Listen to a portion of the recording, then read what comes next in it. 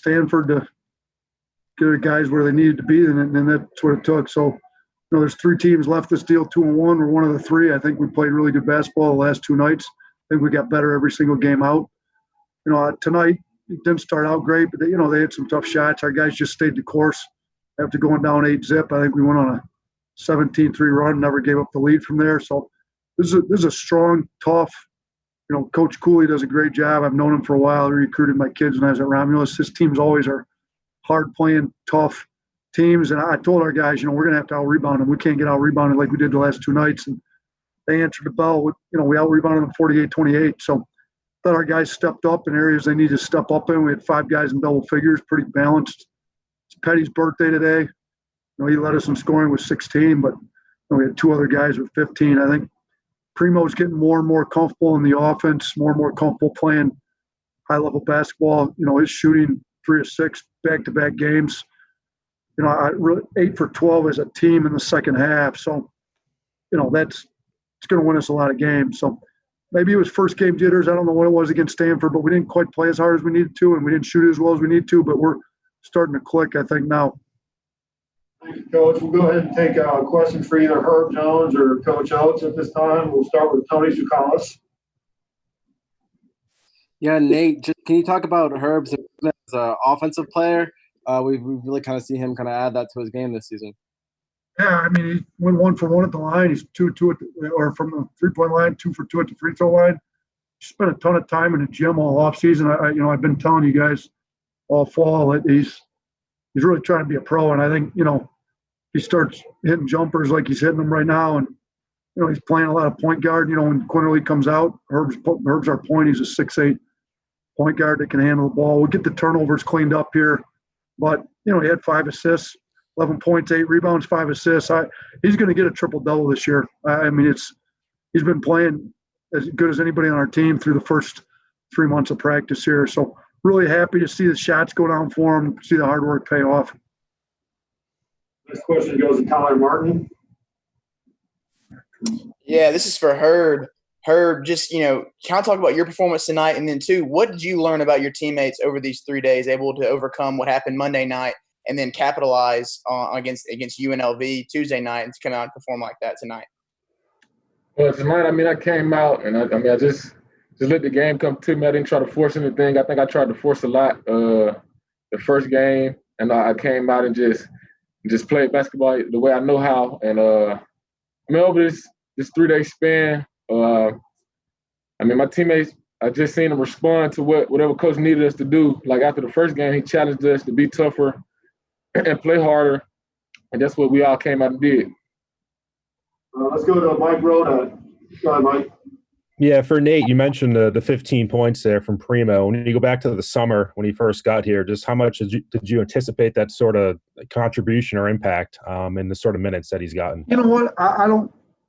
I thought he was good. He came in. I thought he was really good early in the summer. He had an injury with his hip that kind of sidelined him for a month and a half, and I think he's been trying to recover from that. I think he's finally getting back to full speed because I thought he was really good in the summer. So I'm not surprised by it at all. He's a good shooter. He's 6'6". He plays hard. He's tough. He's physical. He can rebound it. So he's giving us really good minutes off the bench. And I've told our guys we probably have 7 or 8 starters. You look at Rojas and Primo and Alex Reese. I thought Reese was great tonight. Came in, not just making shots. That doesn't concern me as much with him. I know he's going to make some shots and miss some shots other games. It was his defense. I thought he did as good a job as anybody on our team. I thought he did the best job on Nate Watson to the point where, they took him out of the game and didn't put him back in with 10 minutes to go. He only had 4 fouls. He didn't foul out, and he was a load to handle. We were really worried about him. In the first half, I think he had 13 points in 8 minutes. Well, he into the game with 4 points in the second half. So I thought a lot of that was due to Alex Reese's defense on him in the second half. Go with Steve Moulton next. Coach, after the first game, you mentioned effort there in particular. And here, the last 2 games, how would you kind of grade the effort that your team showed the last 2 games, Coach? Yeah, much, much better. We've always charted blue-collar points. This year we started charting blue-collar points for us and the opponent to make sure, we've significantly outscored the opponent in blue-collar points.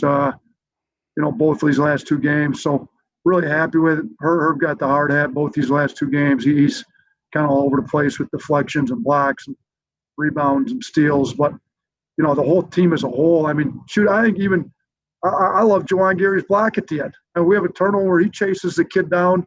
They ended up calling it a goaltend. But the effort that he gave, like, that makes me want to play him more. It shows, like, I think he's recovered fairly well from the knee. That's the kind of player we want out there that's going to play hard, give an effort, no matter how much we're up or down. Even the Stanford game, I thought we still competed at the end when we were down a lot, and they had hit some tough shots. So I like where our group's at right now. Next question goes to Aaron Beard of the Associated Press. Hey, Nate, I did want to ask you, now that you've had a couple games with no fans in the stands, this different environment, cutouts, crowd noise, all of it, has it caused you to change anything in your approach on the sideline during a game and how you manage players with energy and so forth? You know what? I just think it's even more important that our bench is really into it to kind of create some energy during the games. We haven't changed a whole lot. I mean, it's easier to pick up play calls. We've got couple hundred plays, so whatever, they can pick up some of our calls if they want. They'll have a hard time sorting through them all. But some of the teams that run like a dozen sets, we're able to pick those up pretty quick and sit on them. So it's a little easier with the noise. It's easier for me to get the plays called. But as far as playing energy and stuff, like, if you're a player, you're going to play. I mean, should we watch the NBA playoffs? Those guys that are making a lot of money played hard with nobody in the stands. So if nobody's in the stands, we're still going to bring it. The energy's got to be a little bit more from the bench than maybe it typically would have been. We got time for a couple more questions. Let's start with Steve. Herb, if you could speak to the communication of this team. Coach mentioned it last night that you guys were talking at halftime and really came out in the second half with a lot of steam in the win over UNLV. It felt like, again, the second half, the first 5-6 minutes, you guys picked up some steam. So tell me about the communication that you guys do during halftime.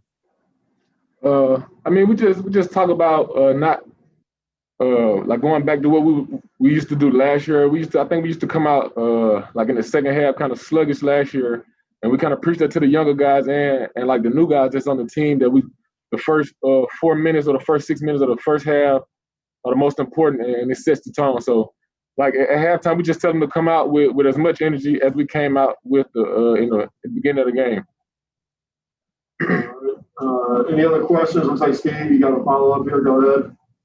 I do. For Coach, what do you think you learned most about your team in this 3-day, playing 3 days in a row, about your team?